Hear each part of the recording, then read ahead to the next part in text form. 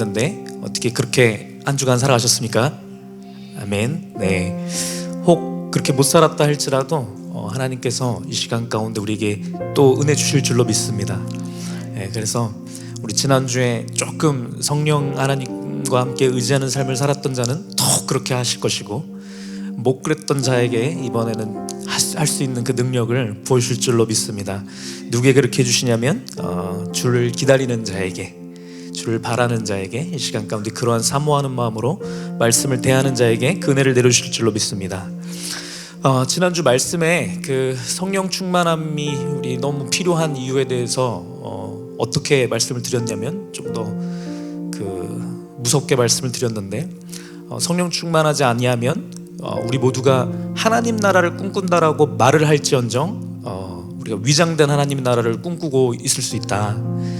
위장된 하나님 나라를 꿈꾸고 있는데 스스로는 그걸 인식도 못하고 그렇게 살아갈 수 있다라는 말씀을 드렸습니다. 그래서 그 예로 예수님의 제자들 말씀 드렸죠. 그래서 예수님 옆에서 계속 말씀 듣고 뭐 기적과 이적들을 다 보고 부활하신 것까지도 봤는데도 불구하고 성령 하나님이 임재하셔서 성령 하나님 가운데 인도함을 못 받으니까 여전히 예수님께서 내가 이제 다시 너에게로 올게 라고 얘기했을 때, 그러면 우리 이스라엘 나라 다시 이게 재건되는 겁니까?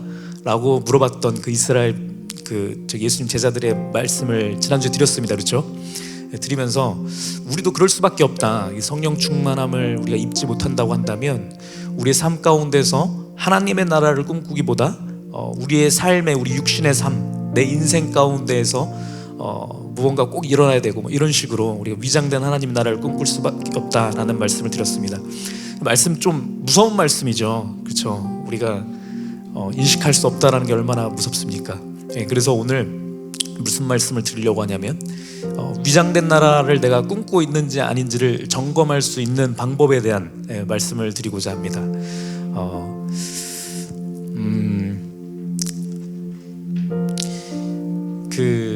우리 여기 계신 분들 다들 신앙생활 되게 오래 하셨고, 그렇죠? 여기 또 우리 있는 젊은 청년들 또한 오래된 친구들이 대부분 많이 있는데, 이렇게 우리가 살아감에 있어서 우리가 이렇게 하나님을 향하여서 하나님을 향한 믿음을 가지고 살아가는데, 나중에 하나님을 만나는데 하나님께서 착하고 충성된 종아 참 너 고생 많았다 이렇게 얘기해 주시면서 안아주시면 너무 좋을 텐데, 그걸 기대하고 있었는데 만났는데 애쓰긴 애썼는데 너는 너의 나라를 위해서 애썼어 라고 얘기하시면 얼마나 우리가 허무할까요, 인생이. 그죠? 참 이게 그럴 것 같아요. 그래서 오늘 말씀이 더 중요할 것 같습니다. 우리가 어떻게 점검할 수 있는가.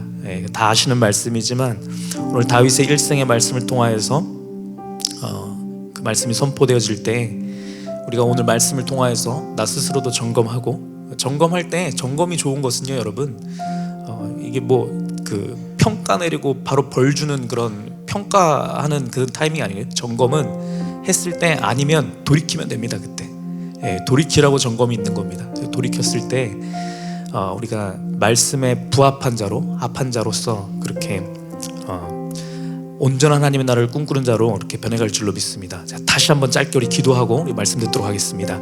아버지 하나님 감사합니다. 이 시간 가운데 주의 말씀이 선포되어질 때에 아버지, 우리가 나의 나라, 위장된 하나님의 나라를 꿈꾸는 것이 아니라 온전한 하나님의 나라를 꿈꾸게 하실 줄로 믿습니다.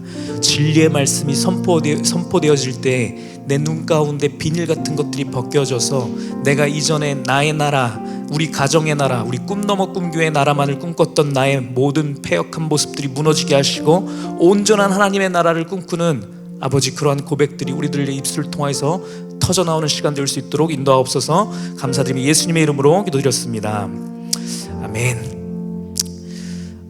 오늘 다윗의 언약 세 번째라서 우리 명색이 다윗의 언약이니까 다윗의 일대기를 먼저 한번 살짝 말씀을 드리고자 합니다. 우리 다 여기 계신 분들 아시는 내용일 텐데 우리 모르는 지체들도 몇 명 있습니다. 그 한두 명을 위해서 다시 한번 이렇게 조금 전체를 훑고 넘어가면 좋겠다라는 생각을 했습니다. 우리 오래된 분들도 이게 좀 조각조각 이렇게 보잖아요. 그러다 보니까 이게 한 큐로 확 볼 수 있는 시기가 많지 않아서 제가 이렇게 가지고 왔습니다. 누가 이렇게 해놓으신 거에다가 제가 이렇게 구분만 좀 지어놨습니다. 다윗 70살까지 살았습니다. 70년의 인생을 살았는데 이 인생 가운데 희노애락의 모든 것들이 있고 이 삶의 여정이 우리 한 사람 한 사람의 인생의 여정이기도 하고요. 이게 뭐 한 나라의 여정으로 볼 수도 있고 교회의 인생 전체, 교회의 여정 전체로 볼 수도 있고 이게 다양하게 볼 수 있을 것 같습니다. 이걸 보면 다윗이 이렇게 살았구나를 보면서 나랑 이런 부분이 이렇게 비슷하네, 저런 부분이 저렇게 비슷하네 라고 하는 것을 반드시 찾을 수 있을 것 같아요. 우리가 인생의 어느 계절을 지나고 있든지 상관없이 다윗의 이 일대기를 들으면서 나는 지금 이쯤인 것 같다 이렇게 보시면서 하나님께서 다윗의 일생을 통하여서 우리에게 말씀해 주시는 그 메시지를, 각자에게 주시는 메시지를 우리 들었으면 좋겠습니다. 전체 이렇게 돼 있는데 오늘은 사실 저기 도피, 광야, 시험기라고 되어 있는 20대 있죠. 20살부터 30살까지 그 10년의 삶에 대해서 오늘 좀 구체적으로 말씀을 드리고, 다음 주에는 이 50살에서 70살까지 노년기의 삶에 대해서 조금 더 집중해서 말씀드리려고 하는데, 짧게 이렇게 우리 알고 계신 지식들이 탁탁탁탁 생각날 수 있도록 짧게 한번 훑어보겠습니다. 다윗이 한 15세에서 한 17세 정도쯤에, 정확하게는 모르겠지만 그쯤에 저기 사무엘 선지자를 통하여서 기름 부음을 받습니다. 그 전까지는 어떠한 삶을 살았냐면 양치기 목동이었습니다. 그렇죠? 그래서 뭐 곰이나 사자 같은 이 맹수들이 달려와서 양을 해치려고 하면 다윗이 돌팔매질을 그때부터 연습을 했죠. 그래서 이렇게 내쫓고 하는 것을 하다가 기름 부음을 받았습니다. 기름 부음을 받았을 때는 아무도 모르게 그냥 기름 부음을 받습니다.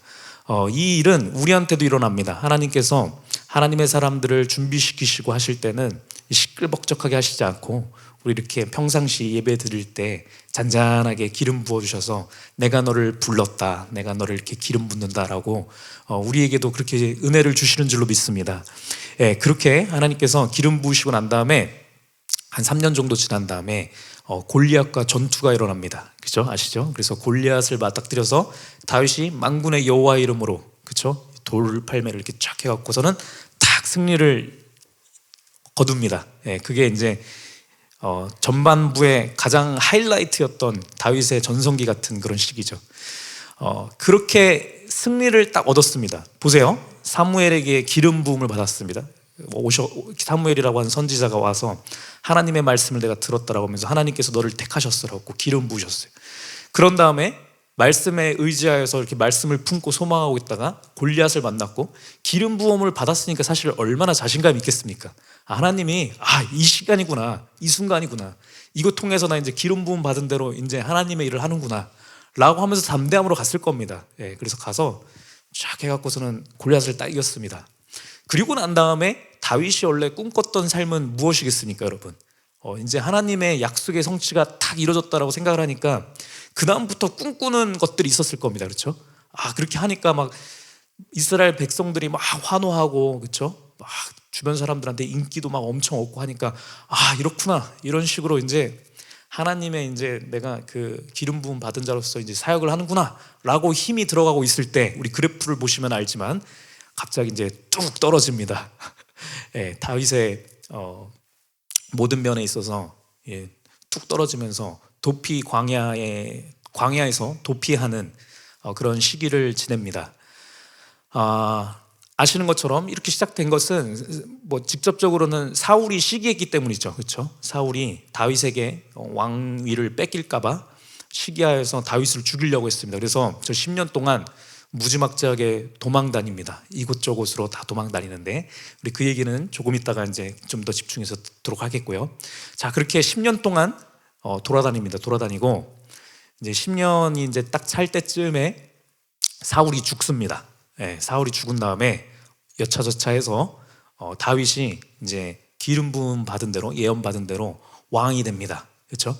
왕이 되는 것도 보면 왕이 된 다음에 30살부터 50살까지 이제 최전성기를 맞이하거든요. 다윗의 인생 가운데서도 최전성기였고 이스라엘 나라에 한해서도 최전성기였습니다. 누군가는 솔로몬 때가 최전성기 때 아니에요? 라고 얘기할 수도 있겠지만 아닙니다. 다윗의 때가 최전성기 때요. 그 얘기도 이따 말씀드리겠습니다. 어쨌든 이렇게 왕이 되어서 이제 20년 동안 이제 나라를 통치하는 생활을 하는데, 그것도 보면요, 이게 우리가 생각했을 때는 왕 된 다음에 이제 승승장구했고 이렇게 생각을 하겠지만, 사실 우리 구체적으로 사무엘상하의 말씀들을 쭉 보면 바로 또 전체 왕이 되는 것도 아니거든요. 처음에는 헤브론이라는 곳에서 반쪽 왕이 됩니다. 유대인들을 상대로 한 유다 지역의 왕으로 먼저 부분적으로 왕이 되고요. 전체 왕이 되는 거는 한참 뒤 일입니다. 대략 7, 8년, 10년 이 정도 지난 다음에 통일 이스라엘 왕국의 왕이 돼요. 그러니까 이게 우리 생각을 해보면 15살, 17살 때 기름 부음을 받은 다음에 우리가 인간적으로 생각했을 때 이제 이스라엘 왕 돼갖고 전체 통치하는 거 생각을 하면 40쯤 가서 이제 된 거거든요.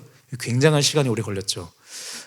이것도 오늘 결론적으로 말씀드리고자 하는 것은 하나님의 은혜라는 겁니다. 이것이 다윗에게 가장 좋은 것이었습니다. 그리고 하나님께서 다윗에게 가장 좋은 것을 주시고 그렇게 훈련을 시켰음에도 불구하고 말년이 좋지 않았습니다. 50살 이제 딱 가서 딱 되는 거 보면 쭉 떨어지죠. 쭉 떨어지기를, 어디까지 떨어지냐면 마이너스까지 아주 치닫습니다.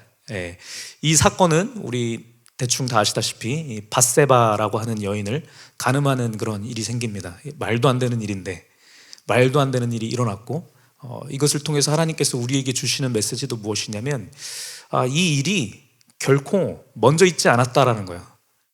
말년에 맨 마지막에 이렇게 일어나는 걸 보면 다윗이 힘들고 어렵고 어쩌고 해서 진짜 우리가 생각하는 그 고통 이거 있을 때 있잖아요. 이게 사실 하나님의 관점에서 보면은 그거는 위기 아니라는 겁니다, 여러분. 그건 위기 아닙니다. 위기 아니고 그때는 감사한 순간이에요. 그때는 하나님께서 우리를 훈련시키시는 시간이고 우리를 준비시키시는 시간이고 우리에게 은혜를 부어주시는 시기고 그때 우리가 성령 충만함을 입는 시간입니다. 그래서 그때는 우리 너무 감사한 시기예요.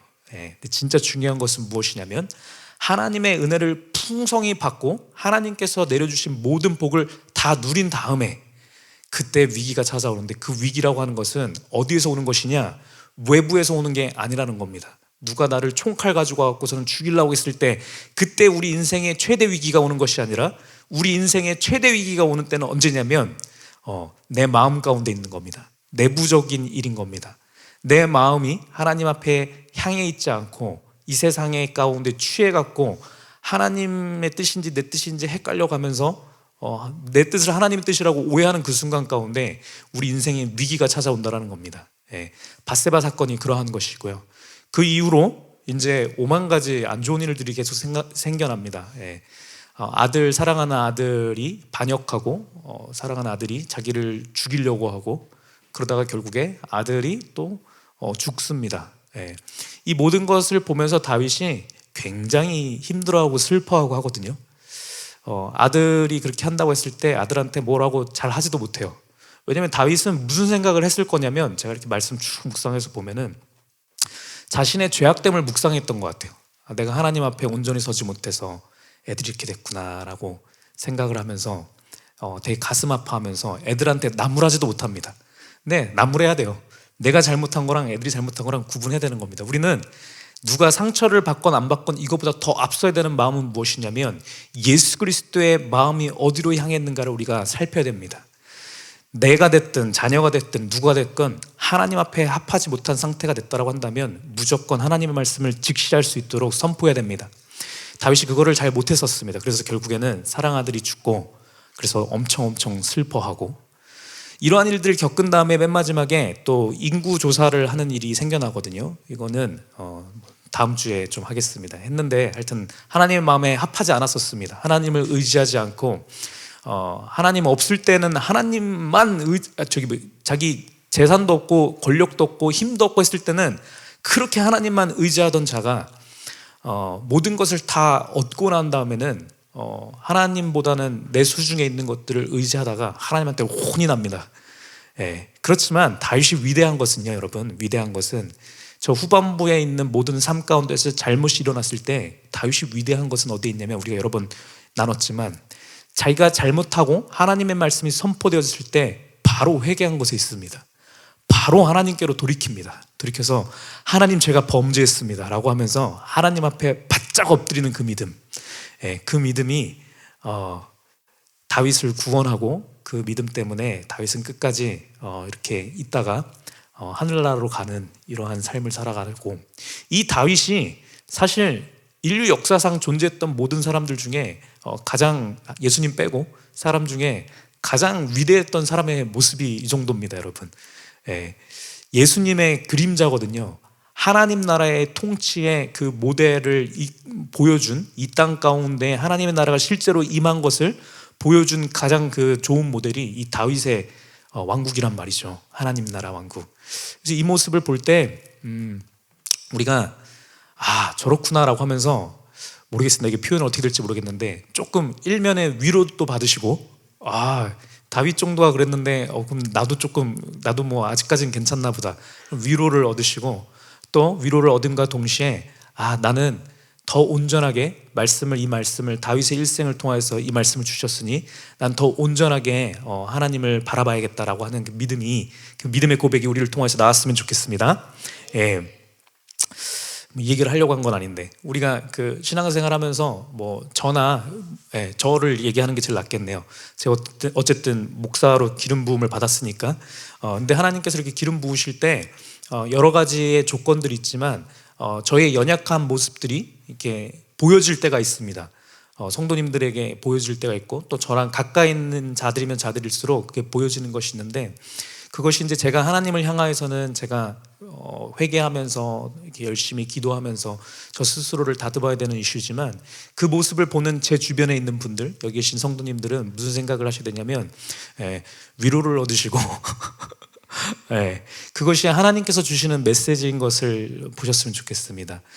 저의 연약함을 보기 이전에 그것을 통해서 각 사람에게 주시는 메시지를 읽으셨으면 좋겠습니다. 그것이 하나님께서 일하시는 방법이기도 해요. 하나님께서는 하나님께서 기름 부으신 위대한 자들의 연약한 모습을 그대로 드러내심을 통하여서 그들은 낮아지고 예수 그리스도만이 높아지게끔 하십니다. 그래서 우리가 그거를 볼 수 있어야 돼요. 여러분께서 저의 연약함을 보실 때 저 목사라는 애가 그래 쟤 저럴 줄 알았다, 이 정도 생각하시는 게 아니라 그거 보실 때 저를 통하여서 그래, 영영 목사님이 말씀 준비하느라 그렇게 성경도 열심히 준비하고 기도도 하고 할 텐데 저 사람이 저렇게 무너지면 나는 더 심하겠구나를 생각하셨으면 좋겠습니다. 그렇게 해서 우리가 각자가 더 온전한 자로 그렇게 서 나갔으면 좋겠습니다. 자, 그래서 이렇게 전체적으로 이렇게 일어나는데, 오늘 주목하고 싶은 부분은 다윗의 20대라는 겁니다. 그래서 20대에 대한 얘기를 조금 설명드릴 텐데, 조금 오늘 뭐 옛날 얘기 듣듯이 좀 들으시면 좋을 것 같아요. 제가 또 왕년에 그 가회를 좀 오래 했어요. 제가 가회를 한 몇 년 했나? 20년을 한 것 같은데요. 하다 보니까 좀 강사스러운 그런 게 있습니다. 그것도 하나님께서 이렇게 설교할 때 이렇게 일타 강사처럼 잘 해보라고 준비시키셨던 것 같아요. 그래서 제가 이게 되게 긴 얘기잖아요, 일생 전체가. 근데 최대한 좀 포인트만 딱딱딱 짚어서 일생을 한번 훑어보도록 하겠습니다. 여러분, 그래서 말씀드린 것처럼 다윗이 기름 부음을 받았습니다. 그렇죠? 그래서 너는 왕이 될 거야 라고 기름 부음 받았어요. 그러한 다음에 골리앗을 물리치고 나서 사람들에게 칭송을 얻으면서 하나님께서 어떻게 일하실까? 어떻게 하나님께서 나를 여기서 하시지? 라고 꿈꾸고 있는 그때에 가장 어려운 일이 생겼습니다. 이 사울이 나를 이뻐해주고 좋아해주는 줄 알았는데, 좋아했었는데 분명히 갑자기 자기를 좋아해줘서 자기 딸까지도 줬거든요. 줘갖고서는 혼인시켜주고 막 이렇게 하다 보니까 이제 이렇게 해서 나는 사울 왕께서 이제 잘 이렇게 마무리하시면은 내가 이렇게 왕 돼서 하나님의 나라를 이렇게 이끄는구나라고 생각을 하고 있었는데, 갑자기 사울이 돌변해갖고 죽이겠다고 이제 쫓아다니기 시작하는 겁니다. 그러고 나서 다윗의 모든 것을 빼앗습니다. 왕궁에서 있었는데 거기서 내쫓는 게 아니라 죽이려고 했죠. 그래서 밖으로 나간 다음에 또 아내도 빼앗고, 그렇죠? 그리고 뭐 모든 것들, 고향에서도 내쫓고, 그리고 사울의 아들 요나단이랑도 원래 제일 절친한 친구였는데 여기랑도 너 쟤랑 절대 놀지 말라고 하면서 죽이라고 이렇게 얘기를 하면서 내쫓습니다. 그래서 다윗은 가지고 있던 모든 것들을 뒤로 하고 도망 다니는 삶을 살아갈 수밖에 없었습니다. 그렇게 해서 바로 죽게 생겼으니까 정신없이 헐레벌떡 도망갔는데, 그 도망간 곳이 어디였냐면 가드라는 지역이었는데, 이 가드라고 하는 지역은 어떠한 곳이냐면 골리앗의 고향이었던 곳입니다. 블레셋의 골리앗이 원래 있던 그 고향까지 도망가게 된 거예요. 정신없이 막 도망간 데가 적국의 아주 그 심장부까지 들어간 겁니다. 심장부에서도 거기 가드에 있는 가드를 통치하는 그 왕 있는 그 자리 앞에 거기까지도 가다가 거기 있는 신하들한테 걸린 거예요. 그러니까 이 신하들이 다윗을 알아봤겠죠. 예, 알아봐서 야, 우리 골리앗을 죽인 우리의 가장 위대했던 장수를 쓰러뜨렸던 저 원수가 여기 나타났다라고 하면서 죽이려고 한 겁니다. 다윗의 인생이 참, 여러분, 이 맥이 계속 흐릅니다. 엄청 불쌍해요. 세상에서 제일 불쌍한 사람입니다. 죽을 것 같아갖고선 도망갔는데 하필이면 가드로 도망가다니. 예. 자기 죽이는 사람을 손에서 벗어나려고 도망갔는데 더 악랄한 자의 손나기에 들어간 그 꼴이 된 거예요. 예. 그래서 이렇게 돌아가다 보니까 그래서 잡혔습니다. 잡혀갖고 왕 있는 데 이제 끌고 갑니다. 가갖고서는 우리 원수 골리앗을 죽인 걔요 라고 하면서 하려고 할 때 다윗이 마음속으로 오만 가지 생각이 들었겠죠. 나 기름 부음 받은 자인데 그래도 하나님 함께 하실 거야 말하고 했는데 저 사람 나 못 알아보겠지 했는데 알아봤어요. 그래갖고 이거 어떡하냐 하면서 알아보고 이래갖고서 하나님 저 어떻게 하죠? 여기서 죽으면 안 되는 거 아니에요? 라고 하면서 다윗이 어떻게 합니까? 미친 척을 합니다. 이제 그래서 제가 못 따라하겠는데 침을 질질질 흘리면서, 성경에 그렇게 표현이 나옵니다. 침을 질질 흐르고 이렇게 하여튼 이렇게 좀 덜 떨어진 이제 막 하면서 이렇게 미친 척을 합니다. 그 미친 척을 하는 다윗의 마음을 우리가 한번 좀 묵상해봤으면 좋겠어요, 여러분. 다윗이 그 무슨 마음으로 그렇게 했을까? 그래서 거의 속으로는 울고 있었을 겁니다, 그렇죠? 아내도 보고 싶고 엄마 아빠도 보고 싶고 사무엘 생각도 원망도 엄청날 거예요. 뭐죠 이거? 그 사무엘 돌팔인가? 사무엘인 줄 알았는데 사무엘 아니고 막 다른 사람이었나 생각하면서도 막 이렇게 하고 있는데, 그러면서 하나님 앞에 엄청 기도했겠죠. 하나님, 제가 이거 다 무슨 일인지 잘 모르겠는데 하나님 도와주세요라고 하고 있는데, 미친 척을 하고 있는데 그 가드의 그 통치자가 다윗을 보더니 다 이렇게 얘기를 합니다. 쟤는 다윗일 리가 없어. 야, 너 장난하냐 나랑? 어떻게 저런 미친놈이 골리앗을 죽인 그 장수일 수 있어? 비슷하게 생긴 애겠지. 아니야 라고 하는 겁니다. 그래서 야, 저 냄새나고 들어오니까 갖다 치워 이래갖고 다윗이 거기서 살아나게 되는 거예요. 그래서 다윗이 얼마나 가슴 졸이고 막 이랬다가 죽을 뻔하다가 이제 기사회생해서 하나님 감사합니다 엄청 찬양을 했겠죠. 시편에 나왔던 이제 시편에 우리 되게 많지 않습니까? 150편까지인데 다윗이 다 쓴 건 아니지만 대부분 다윗이 많이 썼잖아요. 거기에 그러한 장면들을 회상하면서 다윗이 쓴 시편의 고백들이 되게 많아요.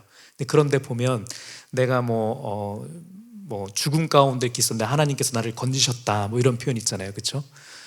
주께서 원수의 목전에서 내게 상을 베푸셨다 이런 표현들 있잖아요. 그런 것들이 다 거기서 나오는 겁니다. 주님께서 기름 부어 주셔서 내 잔이 넘치게 하셨다 이런 표현들이, 원수가 여기 있는데 하나님께서 내 원수를 치신 게 아니고 원수가 있는데 원수의 목전 앞에서 나한테 상을 차려주셔서, 맛있는 상 차려주셔서 먹게 하셨다라는 거예요. 이런 고백이거든요. 여러분 그것도 생각해보면 얼마나 살 떨리는 일입니까? 그렇죠? 그냥 원수 없는 데서 그냥 진수성찬 차려주시지 하필이면 원수의 목전 앞에서 차려놓고 먹어 이렇게 하면은 얼마나 소환되겠어요. 근데 그것을 다윗은 그 자신의 삶 가운데서 그걸 실제로 경험을 한 겁니다. 해갖고 하나님께서 이렇게 나를 인도하시구나를 경험을 했습니다. 자, 그렇게 하다가 블레셋 가드에서 결국에 탈출했어요. 탈출한 다음에 이제 어디로 가야지 하면서 이제 사울한테 걸리면 바로 죽으니까 보통 다윗은 이 이스라엘 이렇게 곳곳에 있는 굴들에 그렇게 숨었습니다. 이쪽 굴 좀 좋아 보이는 굴 있으면 들어가고 거기서 좀 살다가 또 다른 굴로 갔다가 또 오는 것 같으면 또 다른 굴로 가다가 이 굴로 전전하는 그런 삶을 사는데, 그렇게 하다가 가게 된 곳이 아둘람 굴이라는 곳이 있습니다. 그거 말씀 한번 읽어볼게요. 사무엘상 22장 1절부터 이렇게 되어있습니다. 그러므로 다윗이 그곳을 떠나 아둘람 굴로 도망하매 그의 형제와 아버지의 온 집이 듣고 그리로 내려가서 그에게 이르렀고, 환난당한 모든 자와 빚진 모든 자와 마음이 원통한 자가 다 그에게로 모였고 그는 그들의 우두머리가 되었는데 그와 함께한 자가 400명 가량이었더라. 이렇게 나옵니다.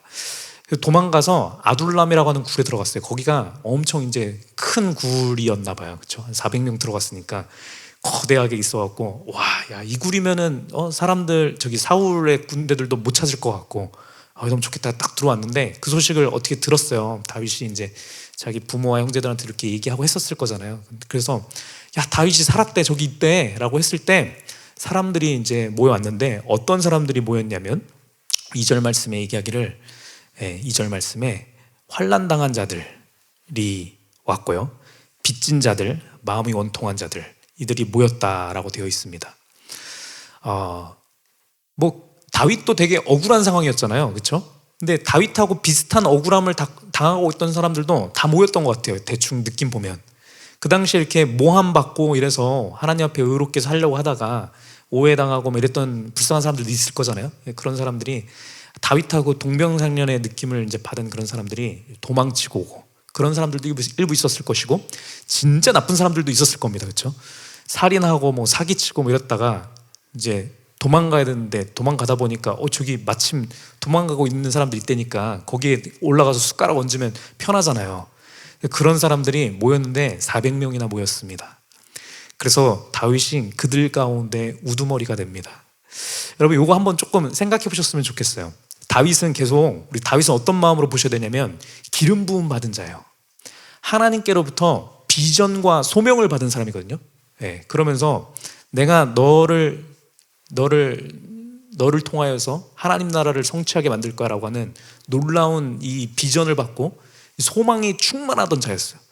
그랬는데 이게 하필이면 도망갔던 데가 적군의 그 소나기였고 거기서도 간신히 나왔고 했는데 굴에 들어가고선 조금 있다가 조금 해보려고 했는데 나보다도 더 이렇게 힘들어하고 이런 사람들이 이렇게 몰려드는 거예요. 그러고 나서 400명이나 되는 이 인생의 실패한 자들 가운데 우두머리가 되어 있을 때 다윗이 아마 그런 생각도 했을걸요. 이게 기름 부음 받은 게 이거였나? 라고 생각이 들었을 수도 있습니다. 그렇죠? 이게 하나님의 뜻은 내가 모르니까 이건가? 라고 하면서 되게 낭망됐을 수도 있죠. 그런데 우리가 뒤에서 나중에 또 보겠지만 다윗은 하나님을 이때 찬송합니다, 여러분. 왜 찬송할 수 있었냐면 다시 말씀드리지만 다윗은 성령 충만한 사람이었거든요. 자신의 나라를 꿈꾸는 자가 아니라 하나님 나라를 꿈꾸는 자였거든요. 그래서 하나님께 모든 통치권을 내어드린 자였어요. 그래서 다윗은 무슨 고백을 했냐면 사실 자신의 소망이 곤두박질 쳐갖고서는 완전히 좌절되고 실패를 맛보고 이 실패한 자들의 우두머리가 된 것은 그것도 뭐 실패자들의 왕이잖아요, 사실. 그럼 얼마나 이게 사실 기분 나쁘고 때려쳐 이럴 거면 나 안 해 이렇게 할 수도 있을 텐데 다윗은 그렇게 하지 않았다는 거. 왜? 자신의 나라를 꿈꾸지 않는 자였고 그것은 성령 하나님께서 그 음성을 주셨기 때문에 다윗은 거기 가운데 아멘한 겁니다. 그래서 다윗은 그러한 좌절 가운데서도 하나님, 이것이 하나님의 뜻이라면 하나님 뜻이 이루어지길 원합니다 라고 고백할 수 있었던 거예요. 엄청 은혜롭죠. 다윗이 이런 자입니다. 여러분, 우리도 이 믿음을 본받았으면 좋겠습니다. 자, 어쨌든 힘든 가운데서 그렇게 있다가 굴에서 살다 보니까 너무 힘든 거예요. 그렇잖아요. 굴에서 뭐 이렇게 토끼 잡아먹고 뭐 이런 거 했었을 텐데 그게 뭐 한두 명도 아니고 너무 힘들었겠죠. 자신이 힘들고 뭐 그냥 이렇게 있는 거는 뭐 어느 정도 참겠는데 다윗이 이제 육신의 부모님들로 도망갔거든요. 왜냐면 사울이 다 죽이려고 그랬어요. 씨를 아예 다 말려버리려고 그래갖고 다윗이 딱 부모님도 이제 딱 데리고 와서 했는데 부모님이 이제 연로하시기도 하고 이제 거기서 생활하는 게 힘드시잖아요. 그래서 다윗이 이거 어떻게 되나 하다가 어떻게 했냐면 이번에는 모압으로 갑니다. 여러분, 블레셋, 모압 이런데, 아말렉 이런데 다 이스라엘의 적국들 아닙니까? 그렇죠? 하나님을 섬기지 않고 그 몰렉 신과 이 아주 하여튼 저질의 그러한 신들이 있는 그런 신들을 섬기는 그러한 이방인들인데 다 죽게 생겼으니까 다윗이 이거 어떻게 하다가 모압으로 갑니다. 가서 부모님을 거기다 맡겨요. 우리 사무엘상 22장 3절 보면 이렇게 얘기 나옵니다. 다윗이 거기서 모압 미스베로 가서 모압 왕에게 이르되 하나님이 나를 위하여 어떻게 하실지를 내가 알기까지 나의 부모가 나와서 당신들과 함께 하기를 청하나이다 하고 4절에 부모를 인도하여 모압 앞에 나아갔더니 그들은 다윗이 요새 있을 동안에 모압 왕과 함께 있었더라.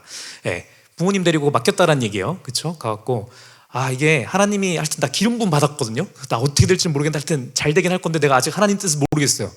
근데 분명히 잘 될 테니까 그 전까지 우리 부모님 좀 잘 케어해주고 계시면 제가 보답할게. 이렇게 하면서 거기서 좀 숨 좀 돌렸을 거예요. 그렇죠? 숨 좀 돌리면서 이제 하나님이 어떻게 하시려고 하나 하면서 이게 내가 모압 왕 먼저 됐다가 이렇게 통합시키나? 오만 가지 생각을 엄청 저 단어가 생각이 안 나는데 짱구를 돌리면서 이렇게 생각을 했을 겁니다. 이렇게 어떻게 하나님이 하시려고 하시나 하면서 막 생각을 했을 텐데, 그러면서 조금 숨 돌리면서 모압에서 그래도 맛있는 거 먹고 있는데 그때 하나님이 선지자 갓을 또 보내십니다. 그래서 5절 말씀이 이렇게 얘기합니다. 선지자 갓이 다윗에게 이르되 너는 이 요새에 있지 말고 떠나 유다 땅으로 들어가라, 이렇게 얘기를 하세요. 숨 좀 돌리려고 했는데 이 유다 땅 가라는 거는 사울이 지금 수색하면서 죽이려고 하고 있는 그 소굴 있잖아요. 너네 부모님에게다 놔두고 야 너는 들어가 라고 하나님께서 선지자까지 부르셔서 야 너는 여기서 지금 쉬고 있을 때 아니야, 넌 지금 가서 더 도망 다녀야 돼 라고 말씀을 주시는 거예요. 그래서 다윗이 또 하나님이 그렇게 얘기하신다니까 알겠습니다, 뭐 하나님께서 그렇게 얘기하시니까 하나님 뜻이 있겠죠 하고선 또 갑니다. 엄청 대단하죠. 대단한 믿음의 사람입니다. 그렇게 해서 이제 도망 다니면서 또 굴에 계속 돌아다니다가 그러면서 뭐 엔게디라는 굴도 가고, 거기 있을 때 어떤 엔게디라는 굴에 들어갔었는데 그때 사울이 거기 와서 잠깐 쉬죠. 잠들었을 때 죽일 뻔만 하다가도 또 안 죽이고, 그렇죠? 뭐 그 일도 거기에서 일어나는 겁니다. 자, 그렇게 하고 있다가 다윗이 이제 거의 유다 땅에 있는 모든 굴들은 다 돌아다녔어요. 진짜 다 돌아다녀갖고 이제 갈 데가 없는 거예요. 조금이라도 이제 가면은 사울한테 이제 다 잡아 죽게 생긴 거예요. 그래서 다윗이 어디를 가냐면 다시 이제 블레셋에 있는 블레셋을 전체를 통치하는 왕에게 갑니다. 아기스라고 하는 왕이에요. 아기스라고 하는 이 왕한테 가서 망명 신청을 합니다. 망명 신청. 기도하는 마음으로 또 갔겠죠. 갔는데 이 아기스 왕이 다윗을 받아줍니다. 어떻게 얘기를 했냐면 다윗이 이렇게 얘기를 하는 거예요. 블레셋하고 이스라엘은 완전 철천지 원수 관계거든요. 그래서 계속 전쟁이 일어나기도 하고 계속 이제 휴전 상태에서 이 틈만 보면서 조금이라도 틈만 보이면은 반대쪽이 가서 쳐 죽이고 막 이런 일들이 일어나는 그러한 적국이었어요. 그래서 다윗이 아기스 왕한테 가서 이렇게 얘기한 거죠. 이 다윗이 도망 다니는 게 소문이 다 났거든요. 그래서 아기스 왕한테 그렇게 얘기할 수 있는 거죠. 그 당신의 적인 그 사울 왕이 나를 죽이려고 합니다. 그러니까 이게 적의 적은 아군이니까, 그렇죠? 우리 같이 힘을 합칠 수 있지 않겠습니까? 라고 얘기를 했고 아기스 왕이 그거를 받아들여줘요. 그래서 다윗을 그래 너 같이 함께 있자라고 얘기하면서 이스라엘하고 이제 싸울 때 너 또 요긴하게 써먹을 수 있겠다 이렇게 생각을 하면서 다윗의 망명 신청을 받아줘서 한 성읍을 맡깁니다. 그 성읍의 이름이 시글락이라고 하는 곳이에요. 시글락이라고 하는 조그만한 그 촌동네를 다윗에게 줘요. 너 여기서 살면서 그래 우리 같이 이스라엘, 야 그래 사울 진짜 진짜 이상한 놈이지, 그 미친놈 아니니? 막 얘기하면서 같이 힘을 합쳐서 그래 사울 죽여버리자. 그렇게 이제 얘기를 하면서 이 시글락이라고 하는 성읍을 준 거예요. 여러분 다윗이 무슨 마음을 가지고 있었을까요? 그때도 굉장히 다윗은 이 계속 사는 내내 20대 때 엄청 불안했을 겁니다. 왜냐하면 이게 블레셋 왕한테 가갖고서는 얘기하고 이거 하는 것 자체가 사실은 되게 안 내키는 얘기거든요. 하나님의 이 말씀 가운데 똘똘 있고 이방인들하고 이제 하나님을 섬기지 않는 사람들하고는 내가 같이 멍에를 매지 않고 이게 엄청 있었던 사람이거든요. 근데 가서 막 이렇게 아첨하고 막 이렇게 뭐 좋아하는 척하고 이거 하는 게 얼마나 괴로웠겠어요. 그렇잖아요. 괴로운 마음을 이렇게 숨기면서 사실상 이렇게 이중첩자로 살아가는 거였거든요. 시글락에 이렇게 들어갔는데 시글락 주변에 거기에 누가 있었냐면 아말렉 애들이 그렇게 많이 있었어요. 아말렉 애들이.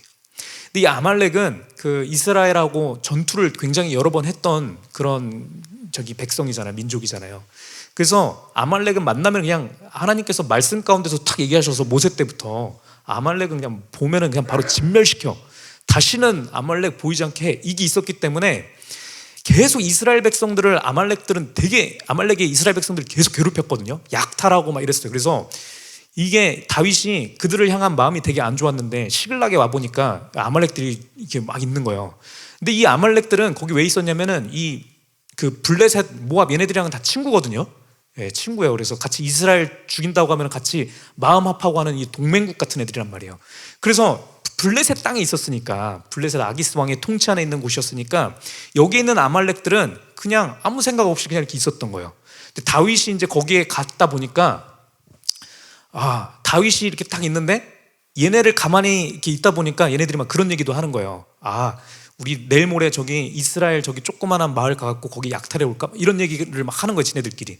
그럼 다윗이 그런 얘기를 들었을 때 얘네들을 가만히 냅두면 우리 이스라엘 이거 하나님의 백성들을 괴롭히고 할 텐데 얘네 이렇게 하면 안 되는데 라고 해서 이제 딱 앞으로는 머리로는 이렇게 겉모습으로는 블레셋의 이제 그 한 장수인 척을 하면서 뒤로 가서 아말렉은 안 보일 때 아말렉을 죽이는 작업을 한 겁니다.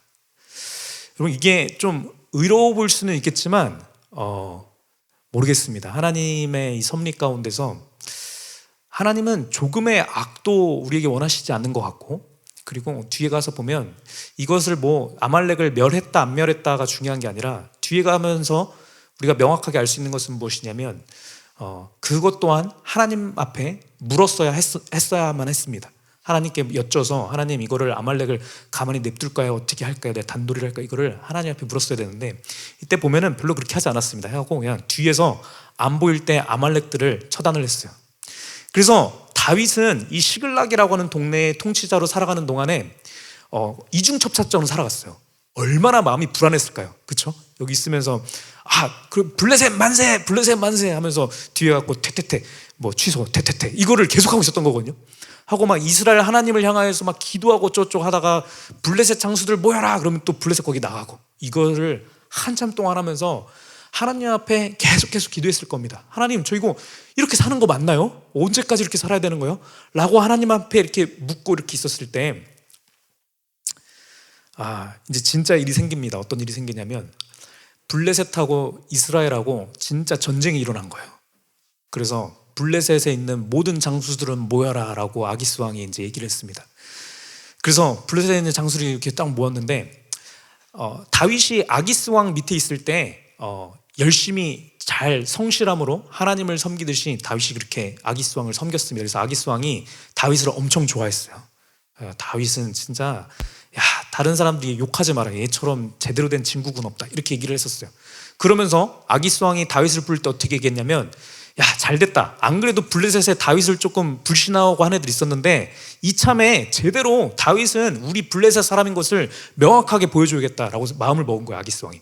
그래서 이스라엘하고 전쟁을 딱 일으킬 때 다윗을 블레셋 군대에 완전 최전방의 장수로 내보내겠다고 아기스 왕이 생각을 한 거예요. 그래서 다윗을 호출했습니다. 다윗 가자! 라고 한 겁니다. 여러분, 이때 다윗이 여기 전투에 진짜 나갔었잖아요. 그러면 이제 이스라엘 왕이고 뭐고 못하는 겁니다. 그렇잖아요.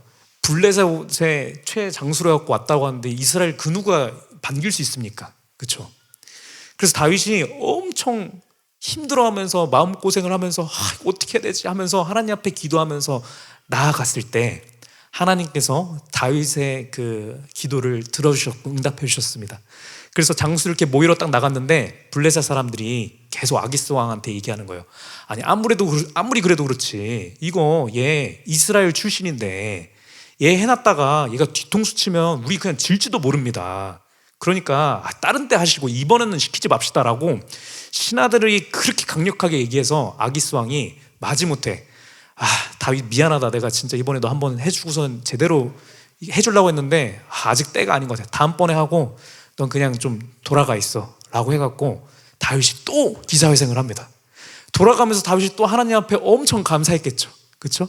그러면서 또 하나님 앞에 진짜 여호와는 나의 목자시니 되게 부족함이 없습니다 막 하면서 하나님께서 나를 건져주시고 막 이렇게 하면서 시글락 마을에 돌아왔는데, 여러분, 여기까지만 얘기 들었을 때도 다윗의 인생이 좀 많이 불행하잖아요. 그렇죠? 여기까지가 끝인 줄 알았는데 여기서 이제 다윗의 인생 가운데서 가장 최악의 순간 중이었던 한 번이 이제 일이 발생하는데 시글락 마을에 이제 돌아와 보니까 아기스 왕 호출 받았다가 돌아왔더니 시글락에 있는 모든 성읍들이 불타 있는 겁니다. 싸그리 불타 있었고 거기 있는 동안 다윗이 또 아내들을 새로 얻었는데 그 아내 자녀들이 다 납치당했습니다. 누구한테요? 아말렉한테요. 아말렉을 이렇게 모르게 이렇게 뒤처리를 좀 했잖아요. 그래서 갖고 그 아말렉들이 다윗이 비었다라는 소문을 들고 와갖고 완전히 싹 초토화를 시킨 겁니다. 초토화를 시켜서 모든 재물들과 모든 거기에 있는 여자들과 모든 자녀들을 싹 다 끌고서는 아말렉으로 다 가버린 거예요. 그래서 다윗이 이제 휘하에 있는 장수들하고 돌아왔는데 시글락이 이제 그 상태가 된 것을 보고 말씀에 이렇게 묘사를 하고 있습니다. 사무엘상 30장 1절 말씀에 다윗과 그의 사람들이 사흘 만에 시글락에 이른 때에 아말렉 사람들이 이미 네겝과 시글락을 침노하였는데 그들이 시글락을 쳐서 불사르고 거기에 있는 젊거나 늙은 여인들은 한 사람도 죽이지 아니하고 다 사로잡아 끌고 자기 길을 갔더라. 다윗과 그의 사람들이 성읍에 이르러 본즉 성읍이 불탔고 자기들의 아내와 자녀들이 사로잡혔는지라. 4절 말씀에 다윗과 그와 함께한 백성들이 울 기력이 없도록 소리를 높여 울었더라. 이렇게 얘기합니다. 다윗이 이거 보고서는 울 기력이 없을 정도로 꺼이꺼이 웁니다. 이제 다윗이 사무엘에게 기름 부음 받고 나서 계속 하나님 나라를 꿈꾸고 소망하면서 버티면서 살았고 그 과정들에 대한 말씀들을 제가 쭉 드렸습니다. 거기까지만 해도 엄청 잘했죠, 다윗이. 그렇죠? 진짜 과연 하나님의 사람 아닙니까? 했는데 그 와중에도 힘든 가운데서도 하나님을 의지하면서 다시 하고 다시 세우고 실패하고 막 이랬던 사람들, 하나님을 모르는 사람들한테도 하나님의 말씀을 전해주면서 하나님을 소망하라고 얘기를 해주고 점점 잘 돼갖고 그래도 좀 풀려가는 것 같은데 그때 하나님께서 어떻게 하시냐면 항상 소망의 빛이 이제 좀 비춰지는 것 같은데 갑자기 확 내려쳐갖고 완전 바닥의 바닥까지 지하실까지 끌고 갈 때 다윗이 이거를 한 3-4번을 반복을 하니까 드디어 다윗도 한계가 온 겁니다. 한계가 와서 이제 꺼이꺼이 웁니다. 엄청 울면서 울 기력이 없을 정도로 웁니다. 여러분들 그 인생 가운데 이러한 시기가 있었는지 모르겠습니다. 우리 선배님들 삶 가운데 뭐 제가 모르는 그런 슬픔들의 순간들이 한 번쯤은 다 있으시지 않았을까. 저 또한 제 삶 가운데 그런 때가 있었는데 이게 참 처음부터 그냥 힘들고 그냥 좌절 가운데 가면 뭐 그래도 뭐 그냥 그런가 보다 하는데 조금 이제 풀릴만 하고 잘 될 것 같은 때에 모든 게 무너지면 그것만큼 참기 힘들 때가 없거든요. 근데 그러한 일들이 다윗에게 일어났고 그래서 다윗이 너무나 힘들어합니다. 말씀이 제가 5절 말씀 준비했나요? 5절 말씀 그 뒤에 없나요? 찾아주시겠어요? 네. 자, 그렇게 해서 이제 꺼이꺼이 울었는데 또 무슨 일이 생겼냐면은 다윗이 이제 막 너무 슬퍼갖고 하나님 이거 도대체 어떻게 해야 되는 겁니까? 라고 하면서 5절 나오는 대로 켜주세요. 이렇게 하고 있는데 여기 아닌데? 죄송해요. 제 말씀 어디 있는지 모르겠네. 여기는 6절 말씀이에요. 6절 말씀 죄송합니다. 6절 말씀에 그렇게 안 그래도 슬퍼서 울고 있는데 같이 다윗하고 같이 그 아기스 왕의 부름 가운데 갔던 그 장수들 있지 않습니까? 이 사람들도 와서 같이 운 거거든요. 왜냐면 자기들의 자녀와 이 아내들도 다 잡혀가고 재물들도 다 약탈당했으니까 울고 있었는데 이 사람들이 어떻게 하냐면 자녀들 때문에 마음이 슬퍼서 다윗을 돌로 치려고 합니다, 여러분. 여기 있던 사람들은 그 다윗이 나라 끝까지 갔을 때 아까 말씀드렸던 아둘람 굴에 실패사들을 이렇게 모아놨던 애들이 있었죠. 걔네들의 일부도 같이 왔거든요. 얘네들은 완전히 사회 가운데서 그냥 다 그냥 무너지고 죽기 직전에 있는 애들이었는데 다윗이 막 열과 성으로 하나님의 마음으로 그리스도의 마음으로 힘과 용기를 줘서 사람을 만들어 놓고 이제 다윗과 함께 사역들을 이렇게 하면서 다윗이 이 젊은 20대를 바쳐서 막 이렇게 열심히 기도해주고 그들 위해서 중보해주고 말씀을 선포해주고 했던 그런 애들이었는데, 안 그래도 나도 지금 힘들어갖고서 무너지기 직전인데 얘네들이 다윗을 죽이려고 합니다. 아무리 그래도 그렇지 죽이려고 한 건 좀 잘못된 거 아닙니까, 여러분? 네. 그러니까 다윗이 안 그래도 힘든데 거의 이제 이거는 아니다라고 하면서 끝까지 왔습니다. 하나님을 향해서 하나님께서 주신 그 소망이 이제 끊어지기 직전이었어요. 이거 진짜 아닌가 보다 하면서 완전히 그냥 내 인생은 그냥 땡쳐야겠다라고 하는 그 타이밍까지 이르는 거예요. 그랬는데, 이 말씀에 나오지만 그랬는데 다윗이 어떠했습니까? 다윗이부터 우리 같이 읽어볼까요? 시작. 다윗이 크게 다급하였으나 그의 하나님 여호와를 힘입고 용기를 얻었더라. 여러분, 오늘 드리고자 하는 말씀의 핵심 포인트가 이겁니다. 여러분, 우리의 삶 가운데 소망을 꿈꾸고 있었고 하나님께서 내가 이제 좀 신앙생활 좀 잘해보려고 하다 보면은 이제 좀 인생이 피는 것 같다. 이제 우리 가족들도 이제 하나님을 잘 믿고 같이 이렇게 믿음의 가정을 좀 이룬 것 같고 이것 때문에 하나님께서 이 시련을 줬었구나라고 생각하면서 이제 좀 잘 되려고 하는 것 같을 때, 여러분, 갑자기 이 소망이 돌변하여서 우리한테 저주로 돌아오는 것 같고, 내가 남을 향하여서 중보해주고 막 이 사람을 위해서 기도해줬는데 이 사람이 갑자기 나한테 등 돌려갖고서는 니 때문에 이렇게 됐잖아 라고 하면은, 여러분, 우리 교회고 뭐고 그냥 확 그냥 그만두고서는 진짜 내가 헛거 믿었네 라고 하면서 무너질 수밖에 없는 그런 삶의 순간들이 우리 가운데 온다라는 거예요. 여러분, 근데 결론적으로 말씀드리자고 하는 것은 무엇이냐면 바로 이때가, 여러분, 내가 위장된 하나님 나라를 꿈꾸는 자였는가 아니면 진짜 하나님의 나라를 꿈꾸는 자가 드러나는 때라는 거예요. 이때가 내가 진짜 성령 충만하여서 성령 하나님을 의지하여서 하나님 나라를 꿈꾸는 자구나 라는 것을 확신할 수 있는 때라는 거예요. 여러분, 성령 충만해서 하나님의 나라를 꿈꾸는 자들은 어떻게 하냐면요, 내 힘이 끊어졌을 때, 어차피 끊어졌으니까 내 힘을 어떻게든 다시 끌어보려고 하는 게 아니라 삶의 모든 소망이 끊어졌을 때 우리의 힘을 누구에게서 찾습니까? 하나님에게서 찾는 것입니다. 여러분, 하나님을 찾아서 하나님으로부터 내가 하나님의 힘을 내가 얻기를 원합니다 라고 하는 고백이 나오는 자는, 여러분, 그거는 성령 하나님의 능력이 아니고서는 할 수 없는 고백이라는 거예요. 보통의 사람들은 이런 순간들이 오면요 그냥 무너지거든요. 그냥 무너져. 그리고 사실은 우리 뒤에서도 말씀드리겠지만 이러한 순간들이 원래 안 와요.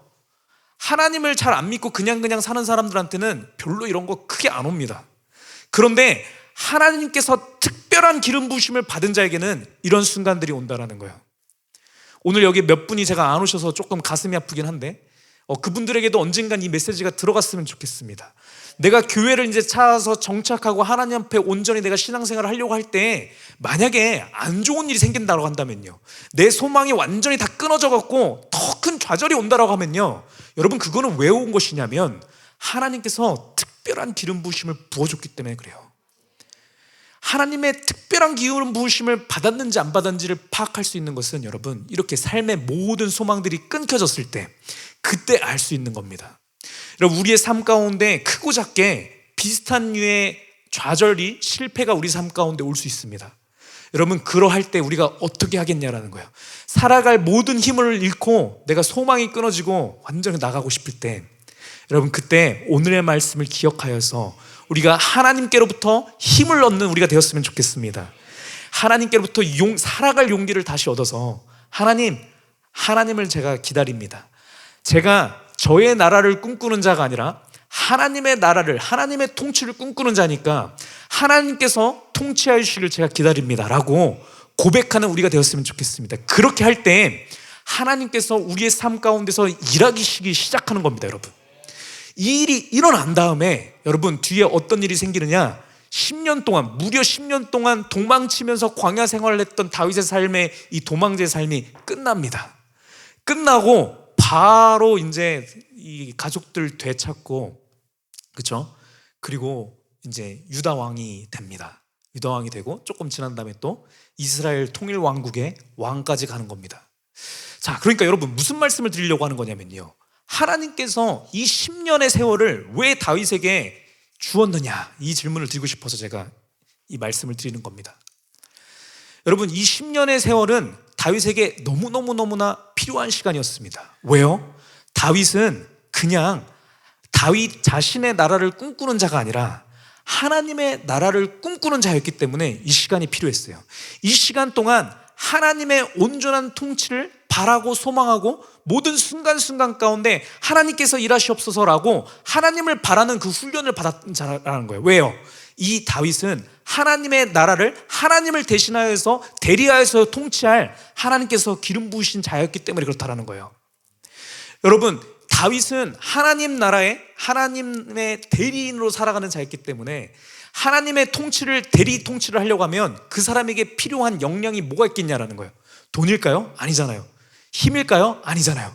이 사람한테 유일하게 필요한 것은 무엇이냐면 하나님을 의지하는 법, 하나님을 의지할 수 있는 믿음. 이게 하나님 나라를 통치하는 자에게 가장 필요한 거라는 거예요. 어느 순간 가운데 내가 부하건 가난하건 내가 살아갈 소망이 다 끊어질 때라 할지라도, 내 기분이 나를 상하게 만들어서 다 때려치고 화를 내고 싶을 때라 할지라도 그때에도 하나님의 통치를 기다릴 수 있는 사람, 그 사람이 하나님 나라를 대리 통치할 수 있는 기름 부음 받은 자거든요. 이것을 하나님께서 다윗에게 훈련시키는 시간이었다라는 거예요. 그래서 이 시간은 너무나 값진 시간이었다라는 거예요. 이 시간을 통하여서 다윗은 금보다도 귀한, 그렇죠, 모든 순간순간 가운데 하나님을 의지할 수 있는 그 믿음을 받는 시간이었다라는 거예요. 여러분, 이 시기들은 우리의 삶 가운데 크고 작게 하나님께서 허락하신다라는 거예요. 하나님의 나라를 꿈꾸는 자들에게는 하나님께서 이것을 허락하십니다. 왜요? 우리를 사랑하시기 때문에 그래요. 우리가 온전한 하나님 나라의 통치자로서, 대리 통치자로서 하나님의 나라를 이 땅 가운데 이루어지게 할 자들이기 때문에 하나님께서 우리에게 그 시련들을 주신다라는 겁니다. 그래서 우리가 그런 순간순간 가운데 다윗처럼 하나님에게부터 용기를 얻는 우리가 되었으면 좋겠다는 얘기인 겁니다. 여러분, 이 10년의 시간은 또 역사적으로 봐도 다윗에게 너무나 필요한 시간이었어요. 하나님께서 얼마나 묘하게, 얼마나 신기하게 다윗의 삶을 인도하셨는지. 사울 때문에 도망치면서 이스라엘 모든 구석구석을 다 돌아다녔다고 제가 말씀드렸죠. 그것을 할 때 이스라엘에 있는 모든 사람들이 다윗을 사랑하게 됩니다. 다윗이 하나님께 속한 자임을 바라보게 돼요. 다윗이 이렇게 돌아다닐 때 보면은 그렇잖아요. 사울이 계속 악랄하게 죽이려고 하잖아요. 함정 맞두고 막 이렇게 또 막 인질로 잡고 세상 못된 짓은 다 하면서 다윗을 죽이려고 하는데, 다윗은 그것을 악을 악으로 갚지 아니하고 악으로 대한다 할지라도 이 사람에게 선을 베풀고 자신이 하나님께 기름 부은 자에게 내가 어떠한 해도 끼칠 수 없습니다라고 하면서 하나님께 기도하면서 물러나고, 이 모습들을 통하여서 이스라엘에 있는 모든 사람들이 다윗이 하나님께 속한 자임을 알게 되는 시간이었다라는 거예요. 반대로 사울은 하나님께 기름 부음 받은 자인 줄 알았는데 하는 행동들 보니까 좀 아닌 것 같은데 라고 하는 생각이 들게 하셨다라는 거예요. 우리가 쉽게 그냥 다윗이 왕이 됐습니다 라고 얘기하니까 뭐 그런가 보다 생각할지 모르겠는데, 말씀 구석구석을 보면 다윗이 사실 왕이 되는 것은 자연스러운 일이 아니었습니다. 왜요? 사울의 아들이 아니잖아요. 그렇죠? 그 당시에는 이렇게 아들이 이렇게 이음 받아야 되니까 사울의 친척과 뭐 사돈팔촌들 많이 있었을 거잖아요. 왕권을 잡고 있는 이 권력들이 있었단 말이죠. 이 사람들이 다윗이 와갖고서 왕되라고 하는데 기뻐할 사람이 누가 있습니까? 그래서 나중에도 보면은 이 사울의 가문들이 계속 다윗이 쿠데타 일으켰다고 해서 다시 이거를 왕자를 뺏으려고 하는 그런 움직임들이 나타나는 게 있거든요. 그러니까 다윗이 이스라엘의 왕이 되는 것은 쉬운 일이 아니었다라는 거예요. 근데 이것을 하나님께서는 이 도망하는 이 세월을 통하여서 다윗의 믿음을 굳게 하시는 거를, 그 사역을 행하심과 동시에 이스라엘 사람들로 하여금 마음 가운데 다윗을 왕으로 받아들일 준비를 시키셨다라는 거예요. 여러분, 우리의 삶 가운데 시련과 고통과 어려움이 온다라고 한다면 그 모든 순간들은 하나님께서 우리를 준비시키는 시간인 것을 우리가 알았으면 좋겠습니다. 하나님을 온전히 의지하고 하나님의 나라를 이 땅 가운데 이루어지게 할 자로 기름 부음을 우리가 받았기 때문에 이러한 시련들이 우리 삶 가운데 오는 것을 우리가 알고, 그것을 알 때 우리가 어떻게 할 수 있냐면 하나님을 신뢰할 수 있는 거예요. 내 뜻대로 안 될 때 이거는 최악의 상황, 그렇죠? 어떻게 이렇게 불운들이 나한테만 이게 다 뭉쳐서 내 삶만 왜 이러냐? 내 삶은 왜 이렇게 그지 같아? 라고 생각이 드는 그 순간 가운데, 여러분, 나는 특별한 기름 부으심을 받았기 때문에 그렇구나 라고 하는 것을 다윗의 삶을 통해서 우리가 들었으면 좋겠습니다.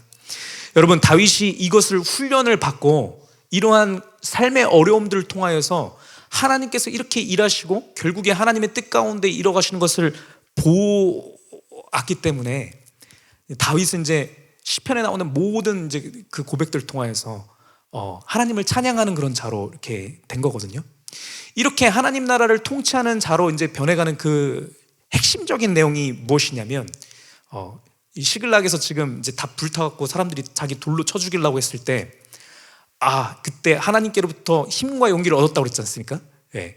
그래서 하나님께로부터 힘과 용기를 얻은 자가 그 다음부터 어떻게 살아갔는지 그 모습을 보여드리면서 우리의 삶의 모습이 그러한 모습이 되었으면 좋겠습니다. 예, 사무엘상 30장 8절 말씀에 이렇게 얘기합니다. 같이 읽도록 하겠습니다. 시작.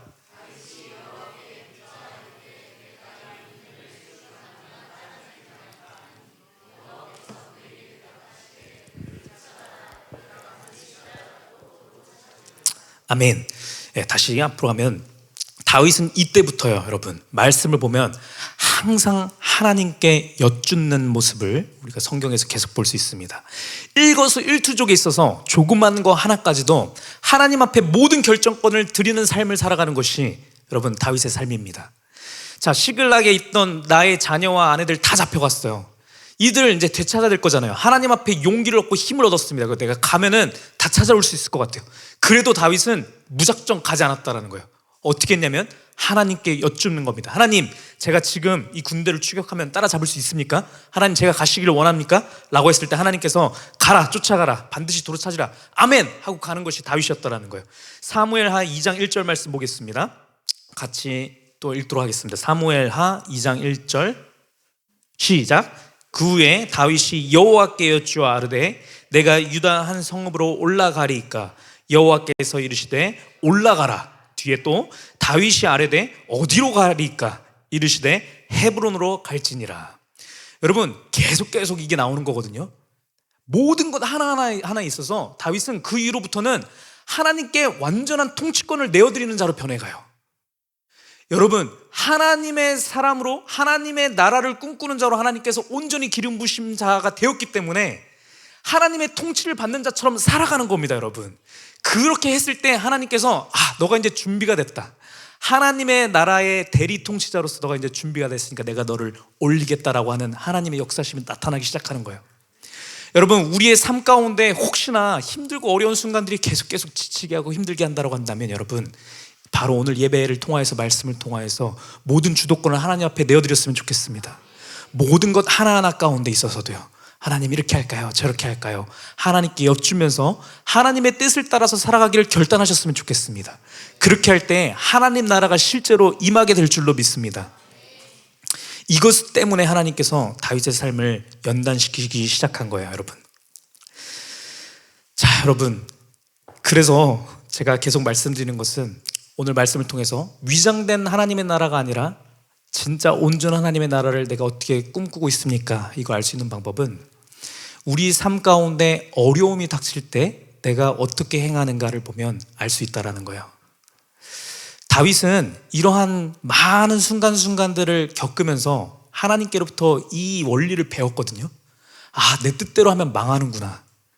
그러니까 하나님께 모든 것들을 여쭈었고 하나님의 뜻 가운데 내가 살아가겠구나 라고 했을 때 반드시 승리를 경험하는 것을 맛보았습니다. 그래서 다윗은 그것을 맛볼 때마다 어려움이 맛보고 난 다음에 그 다음에 어려움이 닥치면 어떻게 했냐면요, 실망하고 낙심하고 좌절하는 것이 아니라 어떻게 했게요, 여러분? 하나님을 찬송했습니다. 어려움 가운데서 하나님을 찬송했다라는 거예요. 우리 시편 34편 1절 말씀 보겠습니다. 이거 말씀은 언제냐면 가드에서 구출받은 다음에 아둘람 굴에 갔을 때의 그 고백이에요. 그때 갔을 때 아둘람에 이제 갔는데 내가 기름 부음 받아갖고 이제 막 사람들 막 저거 할 줄 알았는데 갔더니 400명의 실패한 낙오자들만 우글우글 있고 그들 가운데 우두머리로 이렇게 된다고 했을 때 그때 다윗이 뭐라고 고백하냐면, 같이 읽겠습니다. 시작. 내가 여호와를 항상 송축하며 내 입술로 항상 주를 찬양하리이다. 2절 말씀. 내 영혼이 여호와를 자랑하리니 곤고한 자들이 이를 듣고 기뻐하리로다. 여러분, 이 말씀 좀 잘 보셨으면 좋겠어요. 내 영혼이 여호와를 자랑하리니 곤고한 자들이 이를 듣고 기뻐하리로다. 여기 곤고한 자들 누구겠습니까, 여러분? 그 400명의 힘들어한 삶 가운데 너무 힘들어서 자살 직전에 가 있는 그들입니다. 그들이 모여 있을 때 다윗은 낙심하지 않았다라는 거예요. 그때 하나님의 통치를 꿈꿨고, 그때 다윗이 발견한 게 뭐냐면, 이 상황 가운데서 내가 하나님을 찬송해야겠다. 이 모여 있는 것 가운데서 우리 하나님께 감사합시다, 이거 얘기한 거예요.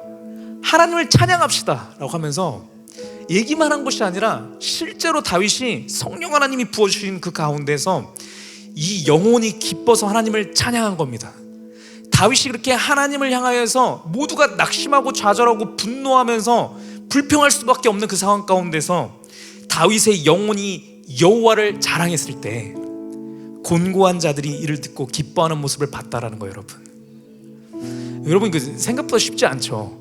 어떻게 그 순간 가운데서 여호와를 자랑할 게 뭐가 있습니까? 뭐 조그만한 굴이 아니라 큰 굴 주셔서 와 우리 하나님 최고죠 이거 했을까요? 그거 했을지도 모릅니다.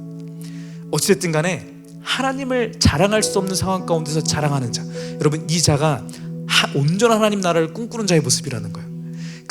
그 모습이 나타났을 때 곤고했던 자들의 모습 가운데서 이 소망이 싹 트는 걸 보면서 다윗은 진짜 하나님의 나라를 여기서 맛보았을 거예요. 먼저요. 그러면서 이게 궁전이나 이런 거에 하나님 나라가 있는 것이 아니구나.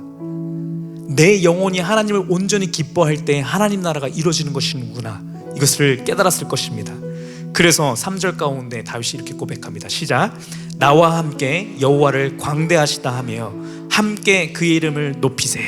아멘. 거기 있는 자들과 함께 여호와는 위대하십니다라고 고백합시다라고 얘기하는 거예요. 지나가던 어떤 사람들이 보면 미친놈들이죠. 굴 속에 들어가갖고 바로 굶어 죽기 직전인 사람들인데 거기서 와 우리 하나님 최고야, 우리 하나님은 우리와 함께 계셔 이러고 있으니까. 근데 이들은 그렇게 했고 그렇게 할 때 이들 가운데 기쁨이 충만했습니다. 4절 말씀 듣겠습니다. 시작. 내가 여호와께 간구하매 내게 응답하시고 내 모든 두려움에서 나를 건지셨도다. 두려움의 연속인 삶이었는데 이때도 되게 두려움 가운데 있지 않았습니까? 근데 이렇게 하나님 앞에 함께 마음을 모아서 찬양했을 때 두려움이 사라지는 것을 다윗은 맛본 것입니다. 5절 말씀입니다. 그들이 주를 앙망하고 광채를 내었으니 그들의 얼굴은 부끄럽지 아니하리로다. 거기 모여있는 자들이 이제 뭐 먹을 거, 뭐 부유한 거, 좋은 옷 이런 것을 앙망하고 소망한 것이 아니라 여호와 하나님만을 앙망하고 여호와의 영광을 맛보았을 때 그들의 얼굴은 더 이상 이제 부끄럽지 않게 되었다라는 겁니다. 세상 가운데서 가장 부끄러운 그들이었는데 수치심도 잃어버리고, 왜요? 그들의 얼굴 가운데 하나님의 영광이 빛나는데 뭐가 부끄러울 게 있겠냐라는 거예요. 여러분 그 일이 일어난다라는 겁니다. 그래서 다윗은 이 굴 속에서, 아둘람 굴 속에서도 하나님 나라가 임한 것을, 하나님 나라의 이 천국이 임한 것을 이미 맛보았었습니다. 우리 삶 가운데서도 하나님께서 이렇게 역사하신다라는 거예요. 다음 주에 우리 다윗의 후반부의 인생에 대한 말씀도 들을 텐데 모든 거 다 한 다음에 다윗이 이렇게 고백하거든요. 우리 시편 31편 10절 말씀 보겠습니다. 시작. 내 일생을 슬픔으로 보내며 나의 연수를 탄식으로 보내며 내 기력이 나의 죄악 때문에 약하여지며 나의 뼈가 상하여도 있어. 그 앞에서도 너무 힘들고 막 하다가 이제 20년 전성기를 살았는데 후반부에 또 막 무너지는 얘기 드렸죠. 그때는 사실 오늘 말씀드렸던 이거보다 훨씬 극심한 이제 거의 인생의 끝자락에서 이제 엄청난 좌절감과 패배감을 맛보면서 자기 자신 가운데 있는 그 죄 가운데 너무 고통스러워하거든요. 그것을 묵상하면서 이런 고백이 나올 수밖에 없는 겁니다. 내 인생 전체가 너무 슬픔으로 가득하고 진짜 내 인생은 진짜 너무 그지 같았어요 하나님, 막 이렇게 고백을 하고 11절 말씀을 계속 같이 읽어보겠습니다. 11절 시작.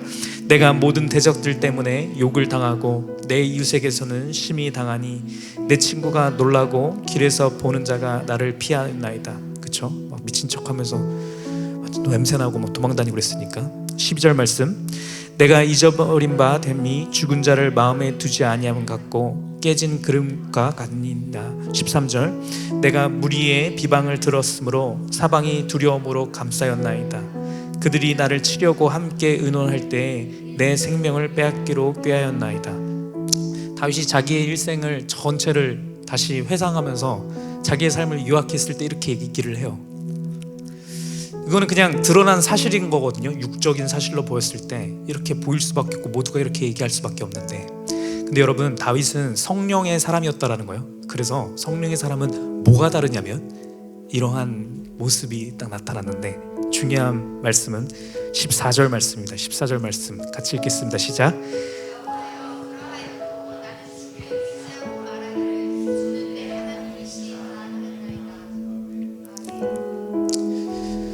여러분, 이 말씀이 힘이 되었으면 좋겠습니다. 여호와여 하나님, 그리하신다 할지라도, 그렇게 하셔도 나는 주께 의지하고 말하기를 주는 내 하나님이시라. 내 삶이 아무리 힘들고 어렵고 엉망으로 보이고 하는 일마다 다 엉망진창이고 우리 가족만 되게 너무 힘들고 하려고 하는 것마다 잘 안 되고 막 그렇게 한다 할지라도,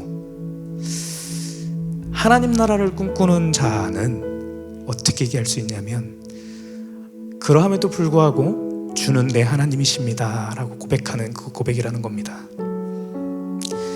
그렇게 고백할 수 있는 자가 하나님 나라를 꿈꾸는 자입니다. 여러분, 이렇게 고백할 수 있는 기회가 있다라고 하는 것은요, 여러분, 특권입니다. 특권. 위장된 하나님의 나라를 우리 다 꿈꿀 수밖에 없다라는 거예요. 모든 사람들이요. 모든 사람들이 위장된 하나님 나라를 꿈꾸고, 하나님 모르는 사람은 대놓고 자기 나라를 꿈꾸고요. 그렇죠? 근데 이 시대에도 많은 하나님의 사람들이 있지만 많은 크리스찬들이요, 정말로 위장된 하나님 나라를 꿈꾸는 모습들이 너무나 많습니다. 요즘에는 더 심한 것 같아요.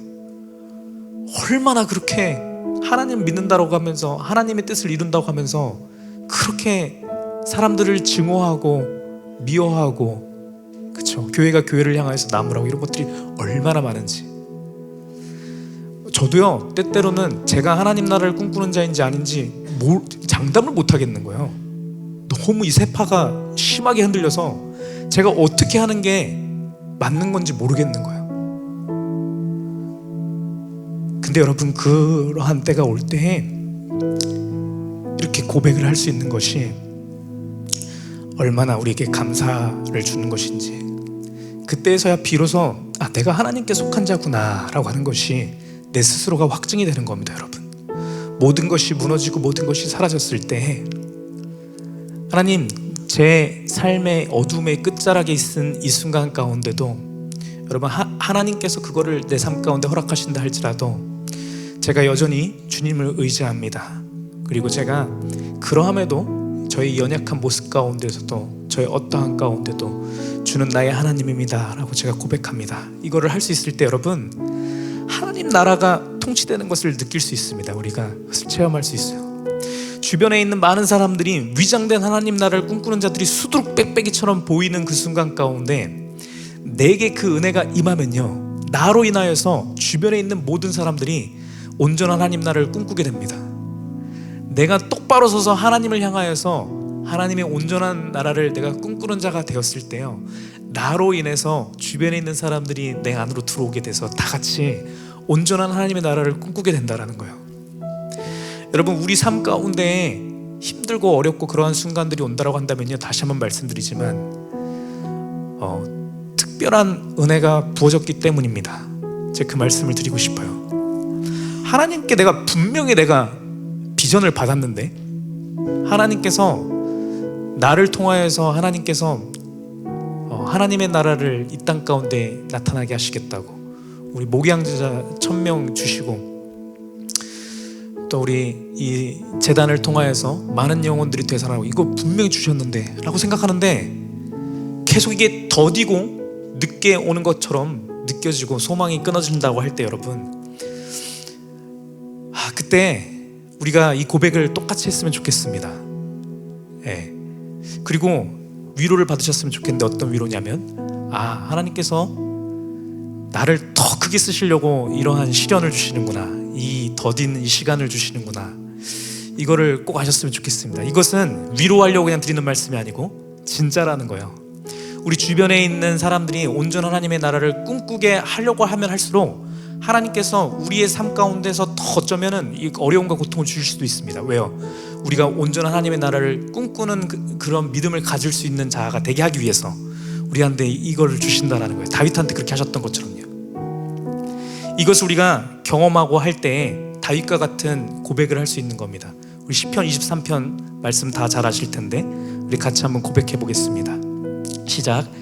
여호와는 나의 목자시니 내게 부족함이 없으리로다. 다시 1절 말씀이요. 여호와는 나의 목자시니 내게 부족함이 없습니다 라고 하는 고백이, 다윗이 이 고백을 언제 한 겁니까? 삶에 부족함이 진짜 많을 때 했어요. 먹을 것도 하나도 없고 막 나 죽이려고 하는 사람들 엄청 많고 내 편 하나도 없을 때, 그때 다윗이 뭐라고 고백하냐면 하나님, 내 삶 가운데 부족함이 없습니다 라고 고백을 하는 겁니다. 왜요? 여호와께서 나의 목자 되시니까 이렇게 얘기하는 겁니다.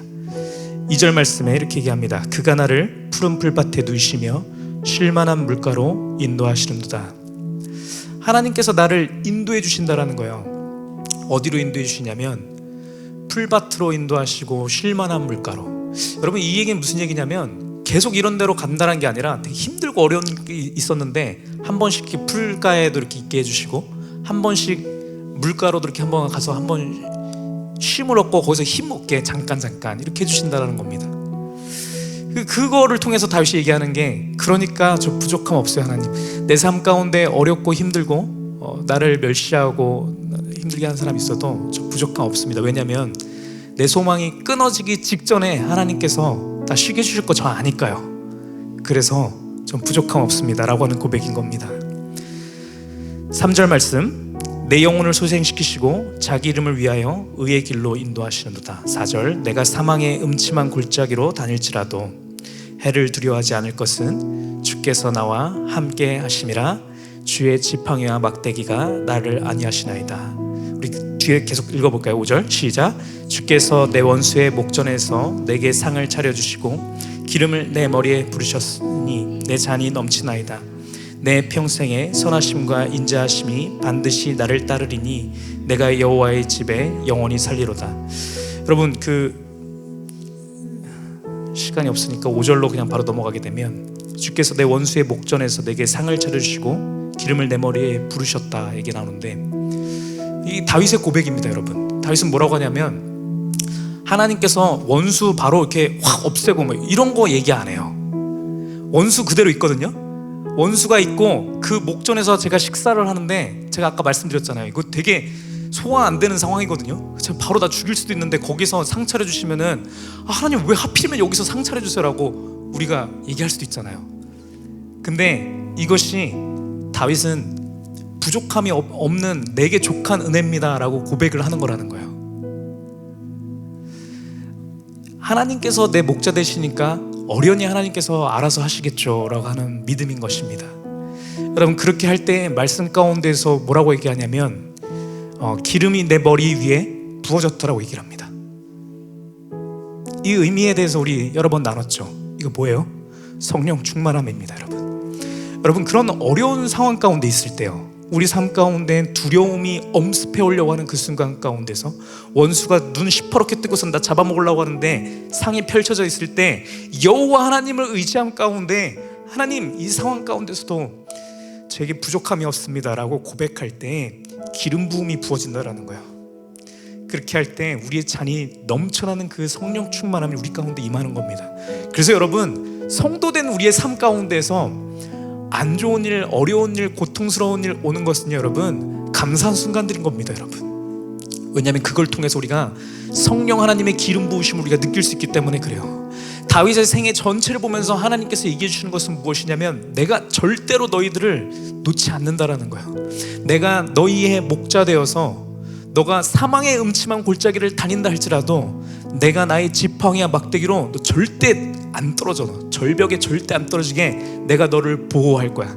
너의 소망이 끊어지려고 하는 그 순간 가운데 내가 강력한 성령의 인도하심을 내가 부어줘서 너로 하여금 나를 통하여서 힘을 얻게 하고 용기를 얻게 해서 이제는 온전한 하나님의 통치를 꿈꾸는 자로 내가 만들어줄 거니까 너희는 너희의 삶 가운데에서 주어진 모든 것들을 감사하다라고 고백하라는 겁니다. 여러분, 내 삶 가운데 내 앞에 지금 있는 모든 것들이 제게 부족함이 없습니다라고 고백하라는 거예요. 여러분, 여러분들의 삶 가운데서 지금 현재의 순간 가운데에서 무엇이 없어서 불편하십니까? 여러분, 무엇이 없어서 힘드세요? 돈이 없어서 그렇습니까? 관계에 불편함이 있어서요? 내 마음에 드는 사람 없어서? 내 마음대로 행하지 않은 사람들이 많아서? 여러분, 우리가 그것 때문에 힘들고 불편한 거 아니라는 거예요. 우리 뭐가 없어서 불편하고 힘든 거냐면 여호와 하나님께서 나의 목자 되고 계신다라는 그 믿음이 없기 때문에 불편하고 힘든 겁니다. 여러분, 우리 그 고백을 오늘의 말씀에 의지해서 할 수 있었으면 좋겠습니다. 하나님, 제가 말씀 듣고 보니까 제 인생 가운데 부족한 거 하나 없네요. 내게 있는 지금 내가 못마땅하게 생각했던 나의 모든 것들, 내 가족에 있는 불신자들, 말 안 듣는 내 자녀들, 정말 답답하고 진짜 내가 너무 힘들어하는 내 부모님, 내 친구들, 잘 안 풀리는 모든 것들, 취업은 왜 이렇게 힘든지, 결혼은 왜 이렇게 힘든지, 입시는 왜 이렇게 힘든지 등등의 모든 것들도 하나님 앞에 불평하는 것이 아니라 하나님, 이 상황 가운데 저도 부족함이 없다라고 제가 고백합니다 라고 얘기했으면 좋겠습니다. 왜냐하면 이 순간 가운데 여호와 하나님께서 나의 목자 되시니까요. 이렇게 고백했으면 좋겠습니다. 다윗의 이 고백이 찬양으로 있는데 저에게 늘 힘과 용기를 주는 찬양입니다. 이거 같이 고백했으면 좋겠습니다. 다윗이 이렇게 고백합니다. 여호와는 나의 목자니 내가 부족함 없으리로다. 그가 나를 푸른 초장에 쉬게 하네. 내가 사망의 음침한 계곡을 걸어도 두려워하지 않을 것을 주의 지팡이와 막대기가 나를 지키며 주님 나와 함께 하시리로다. 여러분, 이게 다윗의 고백입니다. 너무 아름답지 않을까요? 여러분, 내 뜻대로 안 풀리는 것 같은 상황 가운데서 우리가 이렇게 고백했으면 좋겠습니다. 제가 지난주에도 이렇게 살면서 힘든 순간들이 있었어요. 내 마음대로 잘 안 되는 거예요. 그럴 때 여러분, 우리가 이렇게 고백하는 겁니다. 하나님, 저 진짜 솔직히 답답하고 이거 짜증나긴 하는데요, 이 상황 가운데 제가 내 삶 가운데 부족함이 없다고 제가 고백합니다. 왜냐하면 이 순간 가운데 하나님께서 나를 붙잡고 계신 것을 믿기 때문입니다. 이렇게 고백했으면 좋겠습니다. 그리고 하나 추가로 우리가 고백할 수 있는 것은 이것입니다. 무엇이냐면 이 모든 상황 가운데서도 같이 함께 모여서 하나님 앞에 예배할 수 있는 교회를 주신 것, 이것으로 인하여서 제가 감사합니다라고 고백할 수 있으면 좋겠어요. 왜냐면 그 고백이 다윗의 고백이거든요. 다윗이 이렇게 얘기합니다. 주의 선하심과 주의 한결같은 사랑이 평생에 나를 따릅니다 라고 고백을 합니다. 이게 무슨 얘기냐면요, 아까 아둘람 굴에서 시글락에서 그 사람들이랑 하나님을 찬양했던 그 모습 기억하시죠? 그거 얘기하는 겁니다. 힘들고 어쩌고저쩌고 할 때도요, 하나님을 사랑하는 자들과 함께 모여서 하나님 앞에 찬양할 때 다윗은 무엇을 느낀 것이냐면 주의 한결같은 사랑을 느낀 것입니다. 주의 선하심을 느낀 거예요. 왜냐하면 그렇게 할 때마다 하나님의 나라가 통치된 것을 느꼈기 때문에 이 고백이 우리의 고백이 되었으면 좋겠습니다. 이렇게 얘기합니다. 주의 선하심과 주의 한결같은 사랑이 모든 순간 가운데 평생에 나를 따를 것이니 내가 여호와의 집에서 영원토록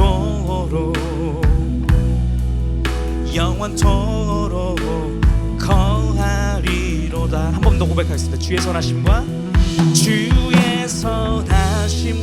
주의 한결같은 사랑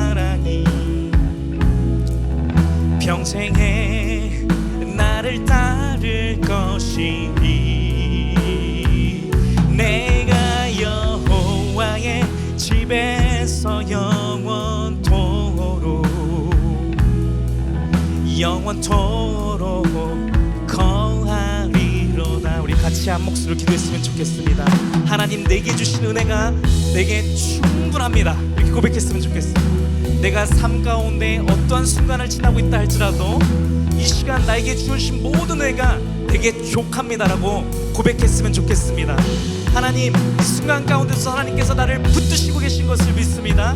내 인생을 붙들어주고 계셔서 나의 모든 삶의 어려움과 고통을 통하여서도 나로 하여금 하나님의 나라를 꿈꾸게 하는 자로 하나님께서 온전히 세워주시는 것을 제가 믿습니다라고 시간 가운데 우리가 하나님 앞에 한 목소리로 고백하며 나갔으면 좋겠습니다. 기도합니다. 아버지 하나님, 감사합니다. 오늘의 말씀을 통하여서 아버지, 우리의 삶의 모든 순간순간을 통하여서 내가 힘들어하고 고통스러웠던 그 모든 순간을 통해서도 아버지, 나로 하여금 내가 하나님께 속한 자요 하나님의 나라를 꿈꾸는 자인 것을 확인시켜 주시는 아버지, 그런 은혜의 기회인 것을 말씀하여 주시니 감사합니다. 아버지, 오늘 말씀에 근거하여서 아버지, 내게 주신 모든 은혜가 족하고 내게 모든 것이 아버지 너무나 나에게 부족함이 전혀 없는 온전한 상황인 것을 시간 가운데 고백합니다. 아버지 하나님, 내 삶 가운데 들어오셔서 나를 인도해 주시고 내가 사망의 음침한 골짜기를 다닌다 하는 그 순간 가운데서도 아버지, 주님을 찬양하며 송축하는 나의 모습 될 수 있도록 주님 아버지 붙잡아 주시옵소서. 오 아버지 하나님, 주님 충만한 은혜를 내어주셔서 아버지 모든 순간 가운데 주님만을 의지할 수 있도록 주님께서 붙잡아 주시옵소서. 우리 두 번째로 한 번 더 고백했으면 좋겠습니다. 하나님, 우리 교회를 허락하여 주시니 감사합니다. 우리가 교회에서 한 목소리로 한 마음으로 주님 앞에 기도할 수 있는 교회를 허락하여 주시니 감사합니다. 우리가 여기서 같이 한 마음 한 목소리로 주님을 찬양할 때 과연 주님께서 한결같은 사랑으로 내 인생을 붙들고 계신 것을 아버지 우리가 확증할 수 있도록 인도하여 주시옵소서. 주님께서 우리 사랑하는 성도들 모이게 하셔서 한 마음으로 주를 사랑하게 하셨사오니 우리가 이렇게 한 목소리로 우리가 주님 앞에 찬양하고 기도할 때마다 하나님의 한결같은 사랑이 우리 교회 가운데 충만함의 역사가 나타날 수 있도록 주 아버지 붙잡아 주시옵소서. 오늘 찬양하며 기도하는 시간 가운데도 주의 은혜로 주의 사랑으로 풍성하게 넘쳐날 수 있도록 함께 하옵소서. 우리 시간 이렇게 같이 한 목소리로 주님께 기도하며 나갑니다. 기도하겠습니다. 아버지 하나님, 감사합니다. 아버지, 내가 다른 그 무엇보다도 아버지 주의 집에서 영원히 거할 수 있도록 허락하여 주신 그 은혜 하나만으로 하나님 앞에 감사함으로 송축하기를 원합니다. 아버지, 내 삶이 너무나 어렵고 힘들고 아버지 내가 무너지는 때가 많이 있지만 아버지, 그러할 때도 주님께서 나를 버리시지 아니하시고 이 교회를 나에게 허락하사 주님 앞에 기도하게 하시고 찬양하게 하시고 말씀을 통하여서 돌이키게 하시니 아버지, 얼마나 감사한지요. 아버지, 내 삶의 모든 것을 주님께 드립니다. 아버지, 나의 모든 답답한 마음도 아버지, 나의 답답한 모든 것들 아버지, 나의 억울한 모든 것들도 아버지 시간 가운데 주님 앞에 모든 것을 내놓습니다. 아버지, 시간 가운데도 내가 하나님 앞에 감사하고 기도할 것은 아버지 온전히 주님께서 나에게 교회를 허락하시고